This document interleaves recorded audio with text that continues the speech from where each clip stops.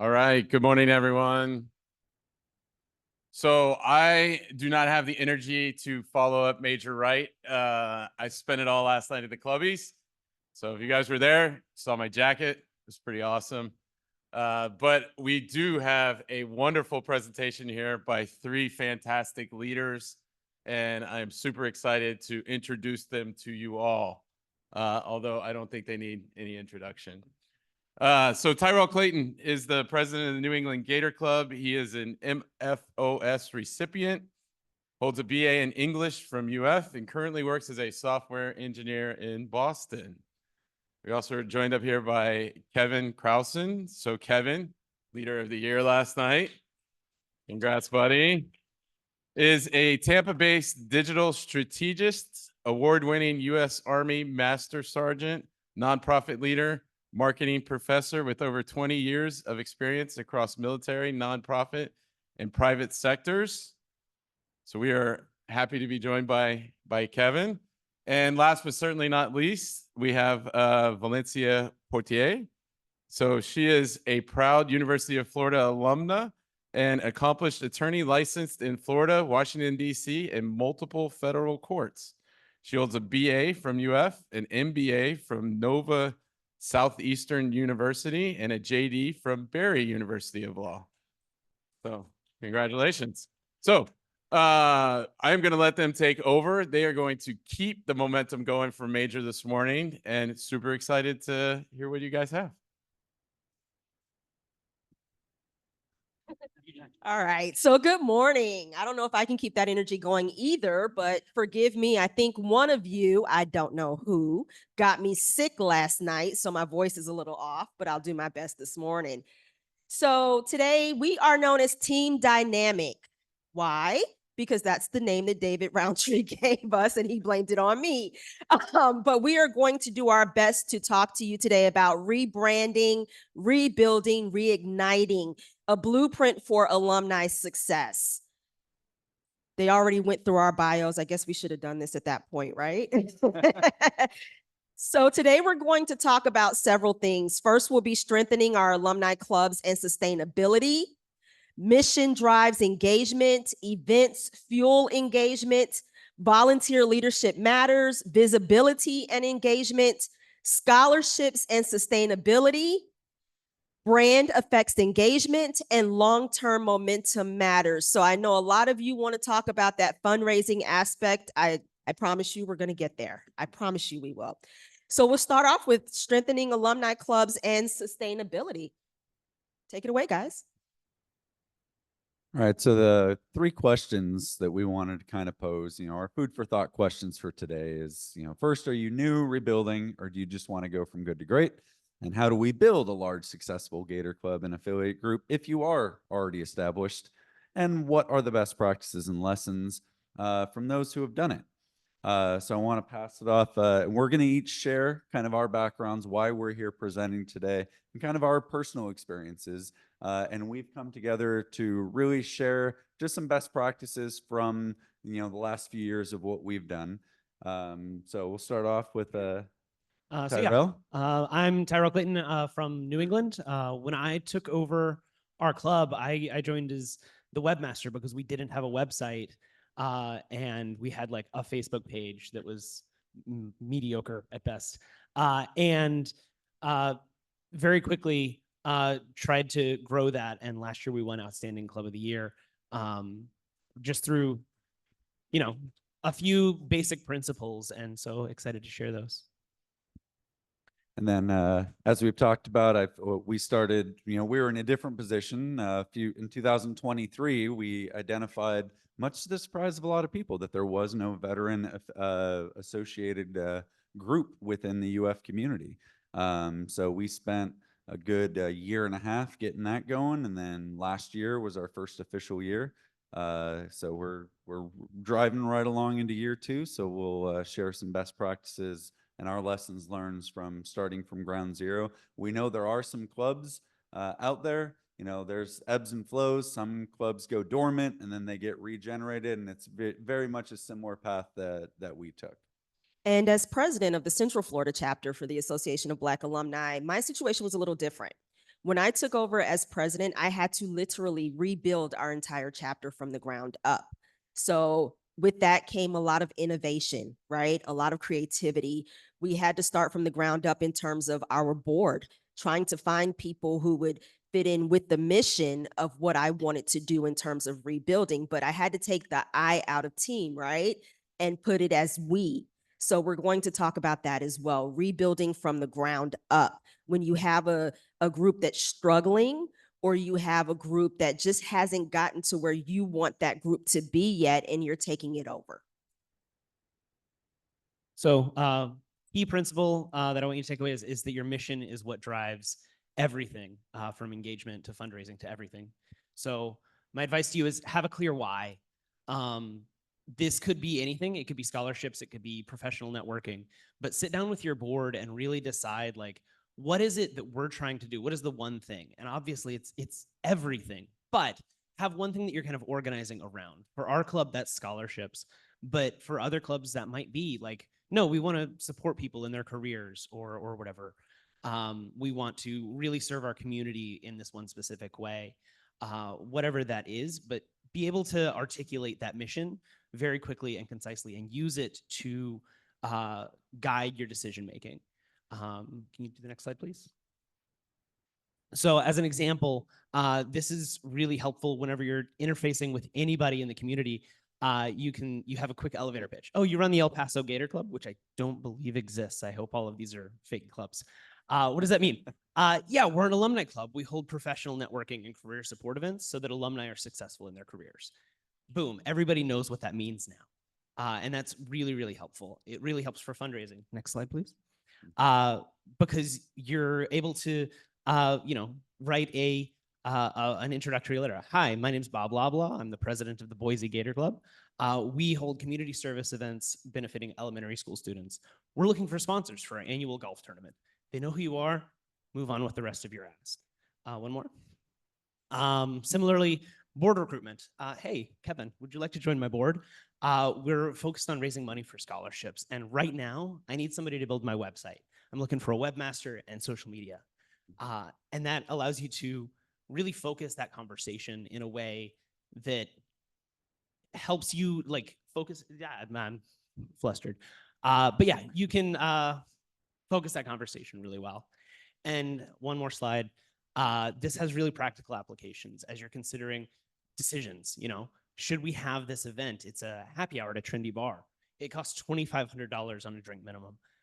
If your why is scholarships, that's probably not a good use of money. But if your why is professional networking, that could very easily be a yes. And so use this to guide decisions with the rest of your board. It allows you to have an objective thing that's not like, well, I don't want to do your idea. Instead, it's no, that doesn't align with our mission. And that's it for me. And then on that note, for when we're starting over, having that why helped us develop pillars. So our why was more on we want to recognize the legacy of all of the military affiliated folks in the Gator community. So that why spun off into, all the, our pillar programs, but having that central focus, as you mentioned, was key to allow us to be able to do that and keep us on task and to be able to, do everything that you talked about as well. I'm sure the same. How was that affecting for you guys? Well, starting from the ground up, pretty much trying to rebuild the chapter, you had to have that why so you knew where you wanted to go, right? If you don't sit there and write out, look, this is my why, this is how I need to get there. If you don't map that out, it's going to be hard to get there. So it's all about organization, right? Absolutely. So next up is events fuel engagement. So here we're talking about reliable programming versus creative programming. As I said earlier, for the Central Florida chapter of the Association of Black Alumni, we literally had to start over. We had to build from the ground up. So in doing that, I had to look back and say, okay, what has been done in the past? What worked? What didn't work? Unfortunately, I wasn't able to take much from the past, right? So I had to start over from scratch. So the goal was to plan early and plan around the goals. It goes back to that why, right?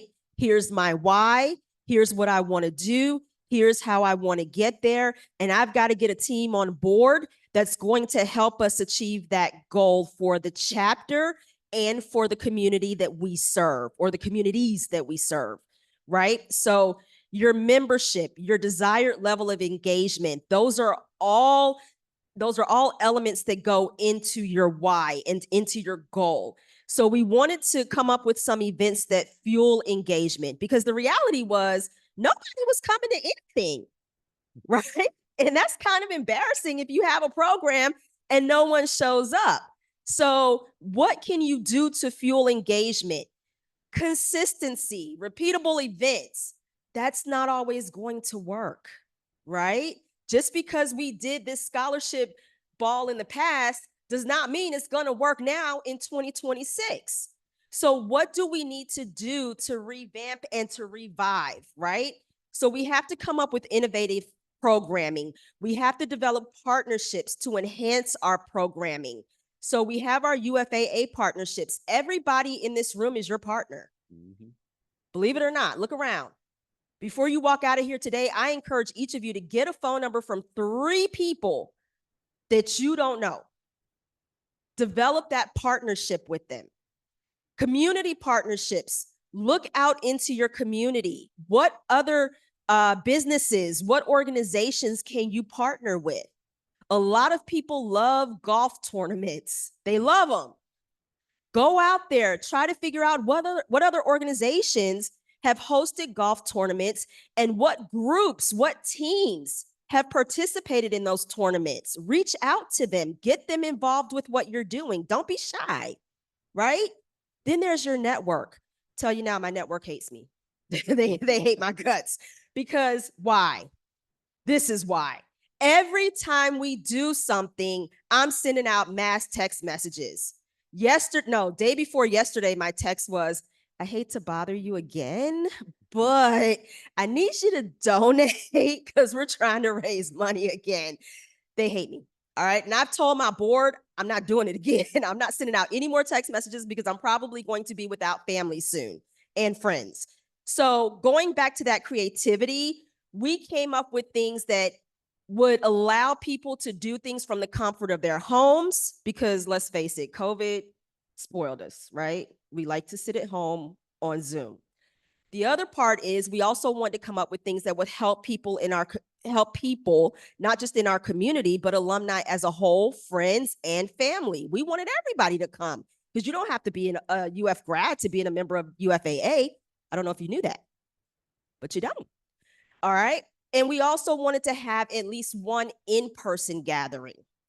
So what we came up with was and these are just 3 examples. We came up with many more, but we came up with a virtual game night kickback. We went online, we played some games. I'll admit, it didn't go off the way I wanted it to, but lesson learned, right? We also came up with a financial webinar. Do things that are going to engage your audience, your community, the people that you serve. We can all benefit from some financial lessons, right? From time to time, whether we're talking about current investments or we're talking about retirement, right? Present, future, long-term, it doesn't matter. We can all benefit from it. So we tapped into 2 Gators, one of whom happens to be my godbrother. Another is Mitch. He was the president of the Central Florida Gator Club. And we brought them in and we had a webinar. So again, come up with innovative programming to engage your audience, to engage your communities, and bring them in, reel them in bit by bit. Do not expect that your very first program, everybody's going to show up. Not going to happen. Okay. Reel them in. Word of mouth is the best marketing ever. Then we also came up with Destination ABA, Meet the Family. So we came up with a family reunion style barbecue.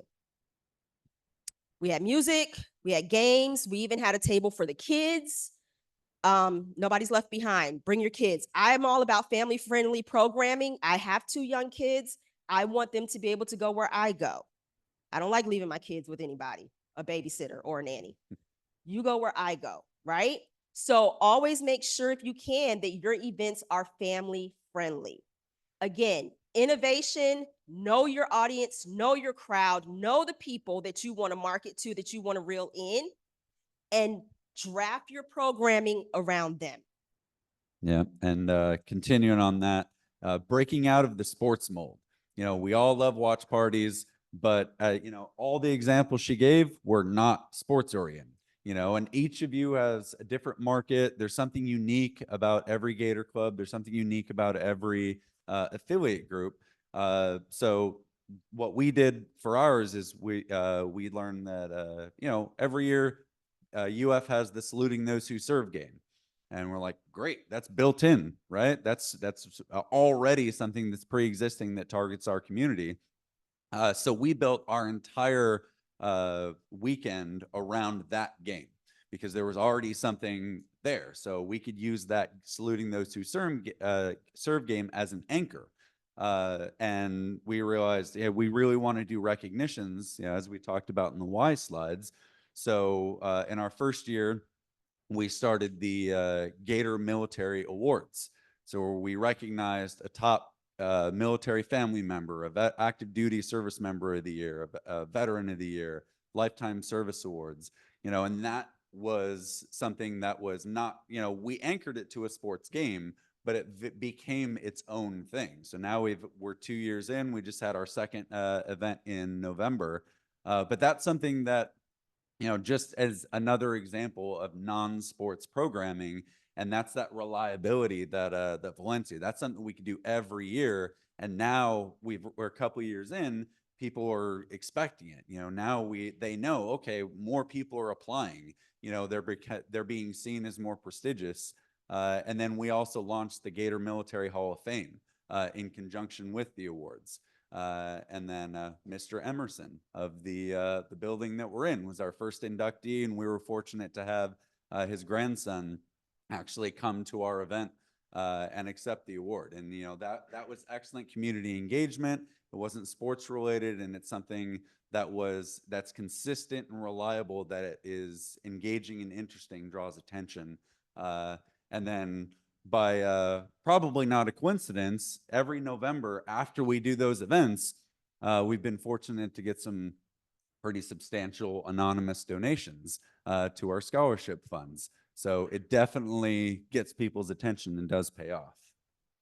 And I'm going to tap onto two topics there. One was your community is unique in some way. So like Boston, huge biotech hub, right? So we brought up the dean of the engineering college, and they sent the chair of biomedical engineering as well to give a talk, because that's going to appeal to our audience. So look for things that are unique to your community that you can do to, you know, appeal to that group. And then something Valencia said was, you know, not everything's going to be a success right off the bat. And so when I took over my club, I was like, oh, we should do like a happy hour or something. And the folks who were there were like, oh, but we've tried that before and it didn't really work. So I don't know that we want to do it again. But like, I was like, how many times did you try it? And they were like, one. And I was like, well, you got to try it, you know, 5-6 times and see if it actually works. So don't get discouraged if there's, you know, something small that maybe isn't an immediate success, because it does grow over time. You know, this is a snowball effect. Absolutely. And there's one other point, the webinars. You mentioned online activities. Some of our things that we've done is we've reached out to the actual colleges themselves. So we did a webinar with leadership of Warrington, because Warrington has a huge veteran community. So we literally got all the top leadership of people who run Warrington College and had a great little discussion about, you know, all of what Warrington's doing for veterans who attend and for people who go on and discussing the programs. And we also did some webinars with some top kind of a lunch and learn discussions with successful alumni. So we had the press secretary of the Pentagon, when he was at the Pentagon, do a live webinar from like the press office that you would see on CNN. So that was really cool, you know, for us. So that's an idea that each one of you can take. If there's successful UF alumni in your communities, just a simple interview, you know, 20, 30-minute thing, just saying, hey, how did UF influence you? You know, how was UF part of your journey? And that was something that was really engaging as well for the online side of the house. Then moving on to volunteer leadership matters. So when you're starting off, as most of us know, early stage, we just need bodies. We need humans that are willing to put in the work. You know, and I liken this to a startup feel. You're working out of the garage, you know, you're scrappy, you're putting together something new. So in that early stage, you know, you just have to accumulate humans who are willing to put in work. You know, sometimes there's a lot, as we all know, sometimes there's a lot of like everybody does everything, you know, or especially if you're leading the organization, you probably got your hand in, you know, every cookie jar. And there's so much collaboration, so much crossover. But the personal networking is huge, and coming to AVLC is a big part of that. As a group that was starting from scratch, where we didn't have like a pre-existing history, we relied heavily on other groups to help us. You know, we relied heavily on, you know, Shirley and the staff here to really help. So if you have like a fresh crew, you know, don't be so prideful that you think that you can try and do it yourself. There's so much knowledge, so much support, you know, that you can get just by collaborating. You know, the LGBTQ plus group was a few years older than us, so they were the next youngest group.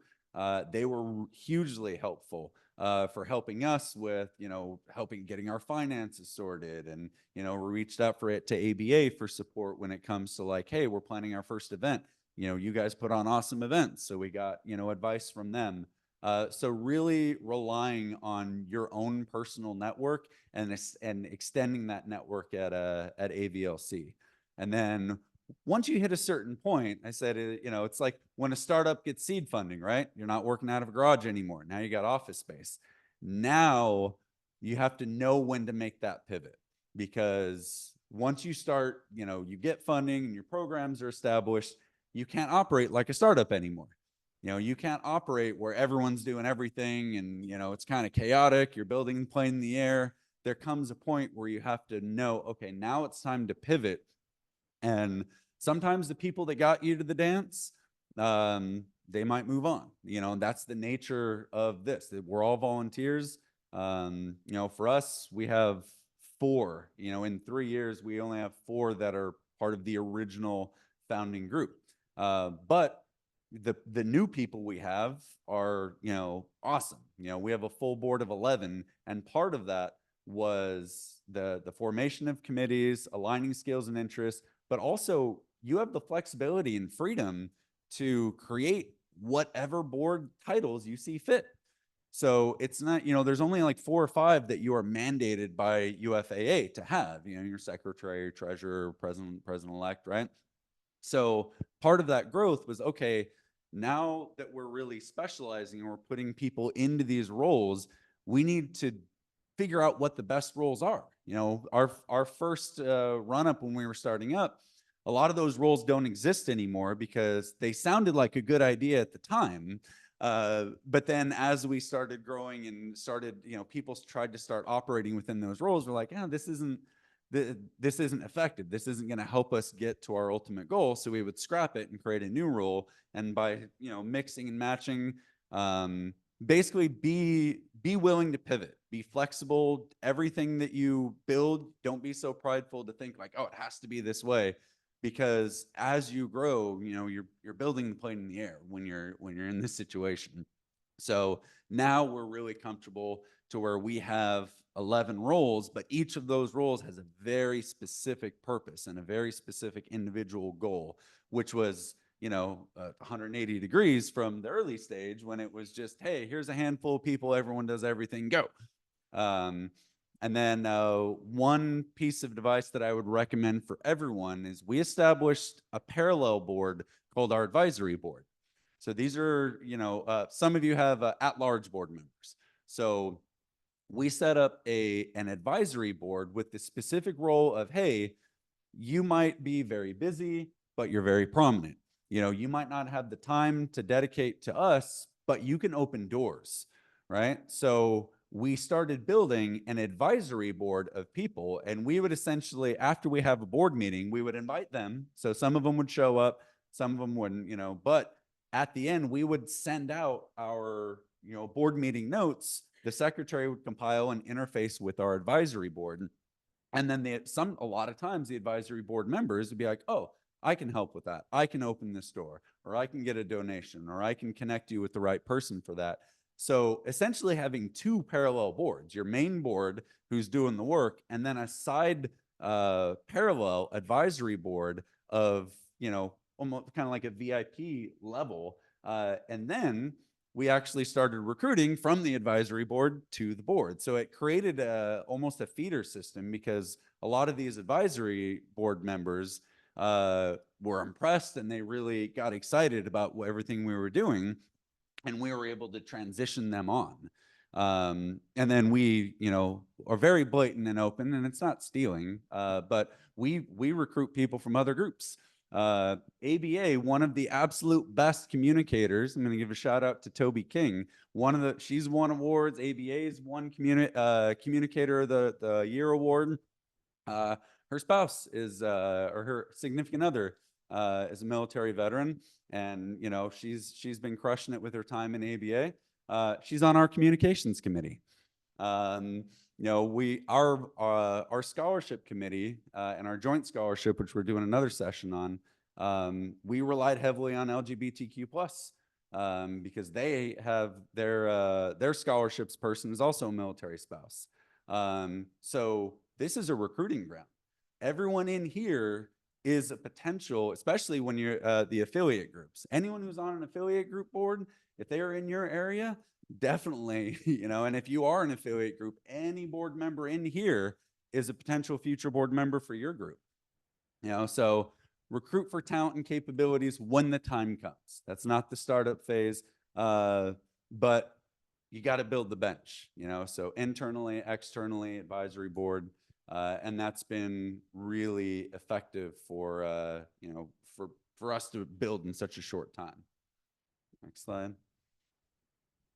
One of our initiatives was a military liaison initiative where we created a VP specifically with the goal of, hey, we want you to reach out to every single Gator Club and find somebody who is military affiliated within that Gator Club, whether they're on the board or just a regular, you know, someone who lives in the community, and designate them as a military liaison to work as a go-between between our organizations.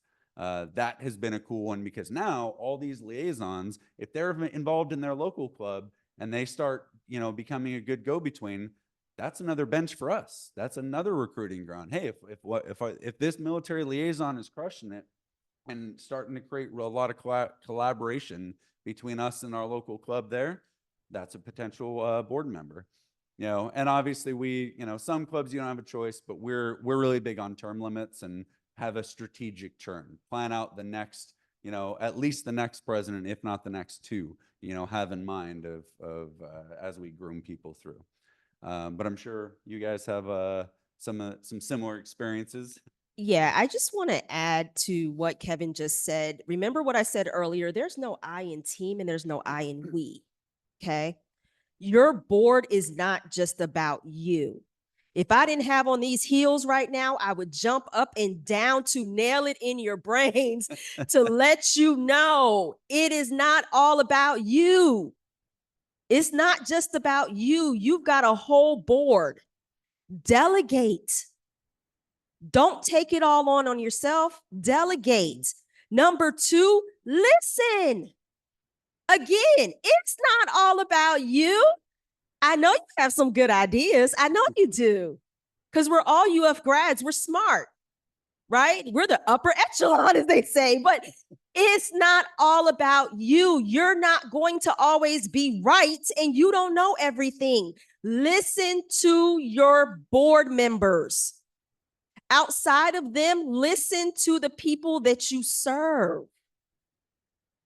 They pay dues, right? So they should have a say. Don't be so stuck in your ways that you aren't willing to pivot, as Kevin said, and you aren't willing to listen. Again, if I didn't have on these heels, I'd jump up and down. because it's not all about you. Okay? It's a team. Your board is your team. If you come up with an idea and they say, no, Valencia, that's not a good idea. I don't think we should do that. I have to be willing to listen to them. Because if they're not behind me in what we're doing, meaning if we're not together in what we're doing, how's it going to work? It's not. I may have one or two people who may say, okay, I'm with you just because this is what you really want to do, but I'm really not with you, but I'll show up. That's not the enthusiasm that I want. Might be an advisory board member though. It's just not the enthusiasm that I want at an event, right? Because again, there's no I in team, there's no I in we. We're a board, we are a team. And as I tell my board, we're a family. First and foremost, we're a family. You have anything you want to add? Yeah. I'm gonna +1 on the flexibility. Be flexible. It's not about you. Valencia's right. What is it about? It's about that why. What matters is that goal, that mission. And so the process, don't be flexible about the process, because what matters is, are you accomplishing the mission? So be flexible. It's not about you. It's about the mission. Yeah. And last point on this is, I've been to some meetings. I'm sure everyone has been to meetings that kind of go long and kind of ramble on and may not be, a lot of people, whether it's your job, your corporate culture, or a board meeting. So one thing that we've done that's really helped streamline us is we have a 90-minute time limit. We say we are done at 90 minutes no matter what. And we have 11 board members. So, plus some stuff to do. So everyone has a hard cap. You get 3 to 5 minutes, and then and then it's on to the next. And then everyone has a format. So this is both, this is an accountability piece as well. So if you're on our board, you're expected, when we do a board meeting, we do our big ones quarterly. So you're going to brief what has been going on in your piece of the pie for the last 90 days. So back brief the rest of us. What's the major takeaways the last 90 days? What are you up to for the next 90 days? And then the long-term why and goals, that we're constantly working towards. So everyone has the same format. Everyone will brief the last 90 days, the next 90 days, and the long term. And then the other thing is, if you can't come, we use Google Slides, and we do virtual board meetings because we're all across the country. Record your presentation. You don't get out of it because you're sick or you're somewhere else. Google Slides, you can record a video. So we've had people, if you're not able to be there live, you're still presenting, because months ahead of time that this is coming. So everyone does their slides, and if they're not able to be there, they record their video, embed it on the slide. We hit play. Everyone still gets their update, and we move on. That helps with efficiency. That helps with expectation management, because no one wants to join a board if they think you're going to dump a full-time job onto them. So if you show them, hey, this is a specific role with a specific duty that's not going to overtax you, and our board meetings are efficient, it's an easier sell for recruiting as well. And being flexible to say, hey, we have different levels. If you want to be a committee member, an advisory board member, a board member, like no matter what your level of interest, we'll fit you in, because once you're in our umbrella, then we can groom you for greater things. I just want to add one thing to what Kevin just said.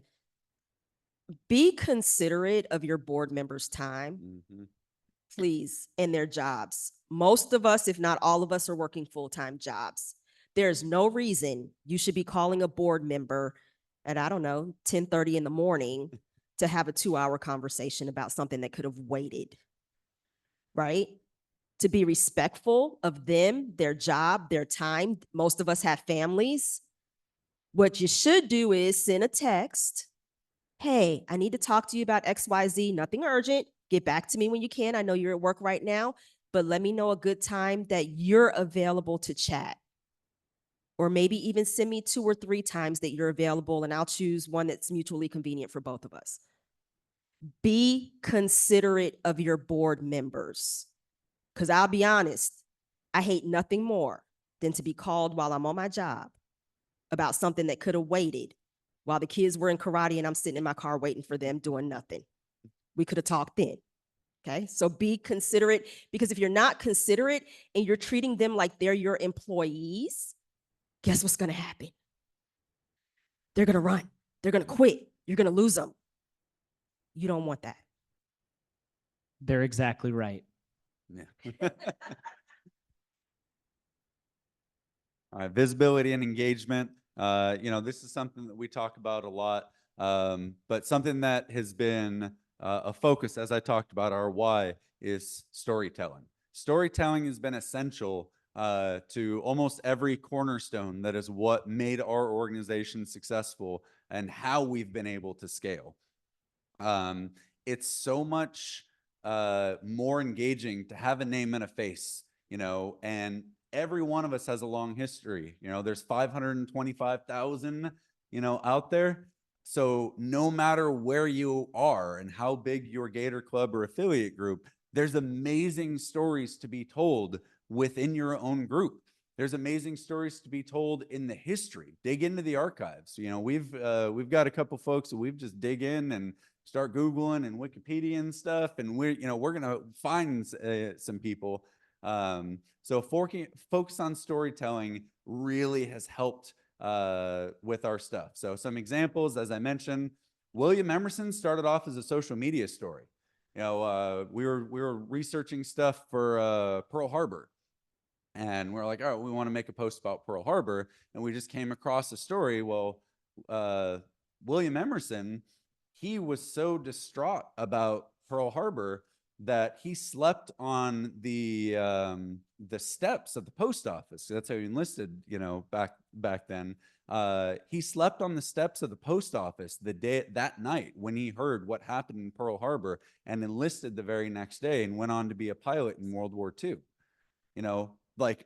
Most of my group, we didn't even know that William Emerson was a veteran. And now we have this really cool story, and that post that we made about Pearl Harbor led to, our discussions about our Hall of Fame. And a year later, William Emerson's the first inductee to the Gator Military Hall of Fame, and his family is here. And it all started from us trying to tell a story. Alan Rogers, when we were first starting, researching notable military Gators, Alan Rogers is the first known gay casualty of Operation Iraqi Freedom. And he was a big advocate of repeal of Don't Ask, Don't Tell. He was a philanthropist. He was a pastor, just has this amazing story. And that was a social media post. We want to tell stories. That post telling the story led to us getting in touch with his next of kin, his best friend, another Gator by the name of Shay Hill, which led to us partnering with, LGBTQ and Black alumni to launch a new scholarship in the name honoring the legacy of Alan Rogers. And it all started by telling a story. And now these are real world effects. Jamal Soul, I'm connected with him on LinkedIn. He's got like 15,000 people connected on LinkedIn. And if you're not on LinkedIn, that's a big feat. It's not like other social media platforms where, you can, oh yeah, I posted a viral meme and I'm famous now. Like LinkedIn, you put in the work. Like you don't get 15,000 people, but he's the former Secretary of Commerce for the state of Florida. He's a Marine veteran. He's currently in the Navy Reserve, and he's done all these amazing things. Same thing. Hey, we want to highlight him, and give him his high five. We connected with him, that developed a relationship. And then this past year, he was at our award ceremony, and he won Reservist of the Year and a Lifetime Achievement Award. All started from just telling stories and sharing about what our alumni are doing. Names, faces, and stories, especially in the age of AI slop. It's very easy to throw stuff together. I love AI. I teach AI and marketing at West Virginia University. I'm not against it, but names and faces and real stuff is always going to tug at the heartstrings and do better. It's great that we say, hey, yeah, we give $5,000 in scholarships, but the one that gets all the attention is the Alan Rogers Scholarship, because that has a name and a face and a story attached to it. And then that opens up collaboration opportunities. Every time there's, a 40 under 40 or Gator 100, they're part of some affiliate group. They're part of some club. Everyone should be cross-promoting and telling those stories. I'm sure you guys have some storytelling successes as well.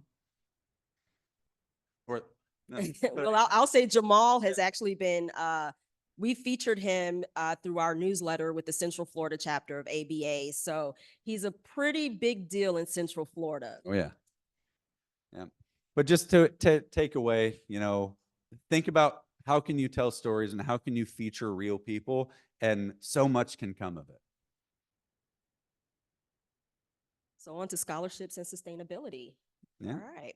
So again, going back to innovation, right? It's all about innovative programming. Nobody wants to see the same thing over and over and over again unless it's something that actually works and gets people excited. We needed money. If I'm just going to be transparent, our chapter needed money. I wanted to give out scholarships. That's my baby right there, scholarships. Nothing just makes me happier than giving money to incoming students, helping to pave a way for them. Because the reality is, some of them do not come from families or households where they can afford the basic necessities once they get to college. So even if we were just giving them $500, doesn't sound like much to many of us as working professionals, but to those babies coming out of school with nothing, it's a whole heck of something, right? So rethink your traditional approaches and design innovative fundraisers. So what did I do? I came up with, and thankfully my board bought into it, let me change the slide. I came up with a treat yourself love pack fundraiser. Before that, and you'll see it in the folder, if you go to the UFAA folder and download some of the materials that we have for you, we also came up with, which was our first fundraiser, where we did another package around the holiday time. So here we gave out $200 in gift cards. We got some sponsors who were UF grads who own businesses, and we gave out $200 in gift cards. They got, if I remember correctly, a Fandango movie theater gift card and a DoorDash dinner gift card, right? And we did it close to Valentine's Day, so it's all about that self-love theme, treat yourself. And we set up a link where people could buy tickets, entries, and we did a random drawing. I don't want to use the word raffle because it wasn't that. It was a drawing. It was a game. Who said that? You're my new best friend. Love you. Thank you. It was a game of chance. And we had 2 winners. And we sent them their gift cards. But we made money doing that as a fundraiser, and all of the funds, obviously all the proceeds, go to scholarship and programming, mostly scholarship though. We also did another webinar, financial webinar part 2, because everyone was asking for it, and we collaborated on that, and we also brought in money with that as well. But going back to the point, right, you want to think long-term about your fundraisers. What is going to bring in the money? The first one we did was another game of chance, my best friend right there, which we gave away $500 in gift cards. It was a luxury game of chance where we gave away, I think it was a Neiman Marcus, Tiffany and Company, and 3 other stores. And the winner got $500 worth of gift cards. That was the first time we did it. It was the first time that it was ever done. And it worked. So we ran it back with the treat yourself self-love. But have a dedicated, innovative fundraising focus. No more popcorn, please. I'm sorry. Tired of doubling up. No more popcorn. Okay. I still got popcorn in my pantry from 2 years ago from my nephews. No more popcorn. Double good is great. Is it called double good? Is that what it is? It's great. Don't get me wrong. But people are tired of it. Okay. No more popcorn. There's only so much popcorn we can eat. And no more, we're going to do questions and answers at the end. No more paper calendars. I shouldn't have to say that in 2026, right? If you still use a paper calendar, more power to you. I just cannot walk around with extra paper. I have a cell phone, I have an iPad, I have a computer, 2 of them. No more paper calendars. I know an organization, they still do it, unfortunately, in 2026. They produce a paper calendar every year as a fundraiser. I can tell you right now, 2026 is not generating much money. Okay, don't try it. No more paper calendars, no more popcorn. Think outside the box. Find something else that works. Also, consider collaborations to increase your registration, increase your attendance. But let me explain something about collaborations. They only work if everybody works. So if you collaborate with another club or another group, make sure they understand that they have to help. They have to help market this. It's not going to work if just one of us is doing it. All of us have to do it. Okay? Also, some examples with the successful scholarship and impact-focused fundraising efforts. Again, do what works. Do not do what has been done. Innovation, set the stage. You set the standard. Here are 2 others that we've done. We did a Shake, Sip, and Slay, which was a virtual cocktail mocktail making class. Say that 3 times if you want to. We brought in a bartender who actually is here in Gainesville. She's not a UF grad, but she loves UF. She became a vendor, and we paid her a small amount to come in, sold tickets to it through UFAA. Shirley Lynn will set up a page for you to do what you need to do and collect your funds for you. Make sure you have them check that box that they're 21 or over if you try this, just for liability purposes. But it was successful, and we ran it back again. Sound familiar? Because the people asked us to. When are we going to do that again? So we did it again for Valentine's Day. We didn't do it on Valentine's Day, but right before, and we called it Orange, Blue, and Love Potion number 2. Cute, right? Yeah. Okay. And it was so much fun because she even taught us how to make cocktails and mocktails with cotton candy, and it was just a blast. And we had fun. We also gave out door prizes during these virtual events because, again, COVID has spoiled us. We don't want to leave home. I don't. We don't want to leave home all the time. And then if people are drinking, they're at home already, right? We're about them at that point. Okay. Then, of course, we turned our family reunion barbecue this past fiscal year into a fundraiser. Before that, the first time we did it under my leadership, we did it for free. And we realized, wait, hold up. Hold up. Food, games, people, music, fun, time to charge. So we turned it into a fundraiser, which we will be doing again this year, but we made it bigger because people are now paying. We added another element to it. Not only do we give out our scholarships at the barbecue, but we also started giving out awards to distinguished alumni. And even if they didn't win the top award, we still made sure that everyone who was nominated walked away with something. Why? Because nobody wants to show up and leave empty-handed. I don't, do you? Right? So give people an incentive, right, Soror, to show up. Give them incentive to show up because they don't want to walk away empty-handed, but people want to get the bang for their buck. So the more you have, the more people are going to show up. And now this year, guess what?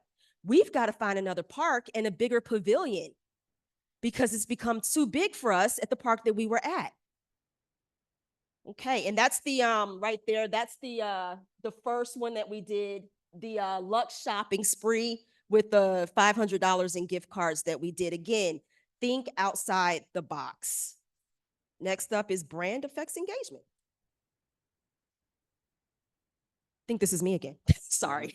No. All right. So do you guys want to add anything to that last segment though, before I go into this one? No, we're still learning Okay, on that. cool. All right. So brand effects engagement. So I'm going to be very quick on this one. When you're rebuilding, you've got to think, what do people want to see? Believe it or not, we never had a chapter banner. Never had one. Bet I bought one though. We got one now. You see it right there in that middle picture. Oh, let me show it to you. It's right there in that middle picture. We never had chapter t-shirts. Bet we have some now for our board. We didn't have pins. Bet we have some now. Raya back there he's the president of the South Florida chapter of ABA. They have some beautiful name tags. I don't know if he has it with him, but if he does, just walk over there. He and his wife, who's also the president-elect of that chapter, can show you. We also started a chapter newsletter, a digital newsletter. We ain't mailing nothing out. That's money. No. But we can send you a link, right? So again, Canva is your friend. AI can be your friend if you use it the right way.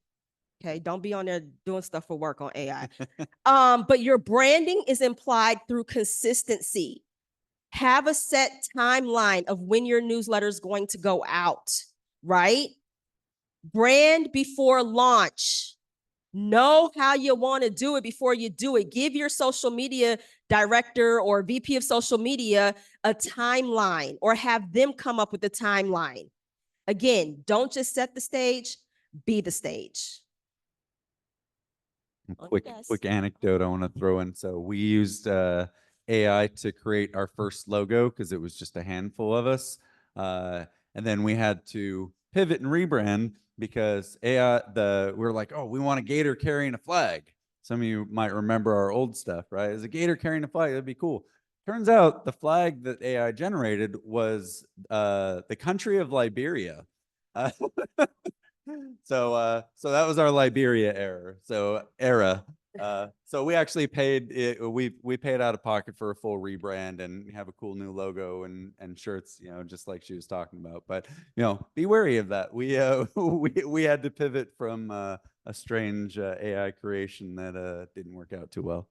Quick plug. Next hour, I'm giving a talk on merch and going to talk about some of those dangers of AI in that talk. Are we good to move on? Cool. Yeah. Long-term momentum. So I think we've all heard this. It's hard to internalize it, but take care of yourself. How do we keep this going long-term? If you burn yourself out, it's not going to work. You might have heard put on your own gas mask before helping the passenger next to you. I learned a different metaphor. I like a little more. Feels a bit more accurate here. And it's that a choir can hold a note forever because I can take a breath knowing that these two are going to carry the note. And because I can do that, Kevin can do that, and Valencia can do that when they need to take a breath. So take a breath, make sure that your board members are taking a breath. Make sure that they're not burning themselves out. As presidents, that's your responsibility to hey, you good? So make sure you're doing that. And stealing from How to Win Friends and Influence People, praise the slightest improvement and praise every improvement. Make sure that you're telling people hey, you're doing a good job. Because people want to hear that. They want to know that they're doing a good job. So make sure that they know that you see what they're doing and that they are recognized for that. Because that's how you get them to keep wanting to come back. So yeah, that's long-term momentum. Questions? Saw some questions over here too. Yes, ma'am. Yeah. Oh, you know what? We have to give you a microphone. So come on up because I got on heels. I got you. No, he's got it. She got it. Hi, like I said, my name's Eiley. I'm from the Triangle Gator Club in Raleigh, North Carolina, not Raleigh, Durham. Like I said, I've been clarifying that all weekend. Durham is its own separate, not as nice city. We like Raleigh. We got you, girl. We got you. So our club has been in the past, we've been around for over 30 years. We have a relatively established club, but we are kind of dying. We died at one point. And a lot of that was due in part to the fact that we had a really good set watch party location, and then we got kicked out of it for 2 years. The new place was not great. We just got back to our original viewing party location, and we're kind of starting to see people coming back, but it's not what it used to be. When I first started going to our Gator Club, my family and I would have to get there an hour early just to make sure we had somewhere to sit. And I'm working kind of solo on this because my board is a bunch of significantly older men than me. So I'm just kind of really struggling with finding people, finding young people, and coming up with ideas, because I keep doing things, I keep putting stuff out, and I'm not getting engagement. And I know you guys said you got to keep consistently doing things, but I'm just kind of like, we have 800 people on our mailing list, and I can maybe get 20, 30 to come to a watch party. Like, I'm just kind Yeah. of looking, what do you guys think is a So good way for us to, because I'm thinking what you said, I feel like I'm starting from the ground which up. is what you're doing. So Yeah. you are the quintessential example of rebrand, revive, rebuild of why we're here today, right? Start from scratch, do it over, find what works. But what I will tell you is social media is your friend. A mailing list is your friend, right? Start blasting. People get tired of me because I will blast an email over and over and over to the point where they'll sometimes say, stop. Yeah, okay. But just that's your friend. Get on some type of email list, have an email list serve, use it. Use your social media, reach out to your whole population, all of your members, and you'll start getting people in. But again, you've got to have the programming to get them there as well. They have to have an incentive. And if you want to, because of time, we can talk offline. Yeah. Okay, Yeah, I'm 'cause good we with that. have a mailing list and everything, and it's just like, I don't know what else I can do. Yeah, we'll at talk that point. offline because I know someone else had another question. So Yeah. yeah. I'm part of the Polk County Gator Club. We haven't been active in about 10 years, so we don't, yeah. Well, there you go. You're active Yeah. now. So, New board members. yeah, New we board have members. a board, and but we don't have a website, a Facebook, an email list. We have nothing. We're starting from scratch. They never did anything. So my concern is what's first? I mean, I know how to build profiles. I can acquire people, but it's like I can't do all of it at first. So, Yeah. So you know, like, is it from- events? Is it from a- scholarships? Is it fundraising? from a marketing standpoint, your website is your home. It's something you can never get evicted on, right? Facebook, they can ban your profile without notice. You know, LinkedIn, you could disappear one day and not know why, right? No one can ever take away your website. So if you build your entire presence around a social media profile and then you lose that social media profile through turnover, password loss, or it just randomly gets banned one day, which is prone to happen, that is, you know, a huge danger. So always website first, because that's owned real estate versus rented real estate, right? Social media is rented real estate. Well, because when people look you up, they need a flagpole to rally around. Yeah. Yeah.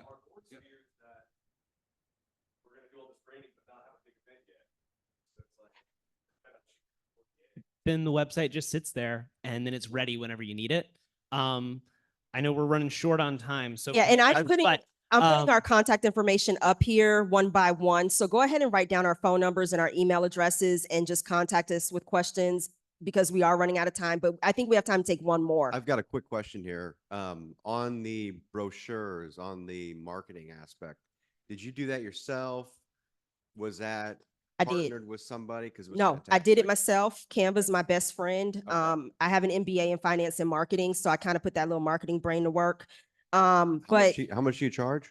nothing. So whatever you need, I love doing it just for fun. When the kids are asleep, it's kind of my stress reliever. I'm a creative, so I like to create. So my information was up here. Just email me or call me or text me and say, hey, Valencia, I need, and tell me what you need and we'll talk and I'll create it for you. Don't you even worry. I got you. Are you going to post the slides someplace? UFA will post them. They'll email them all out after. All right. Thank you very much to all three of our presenters. Great job.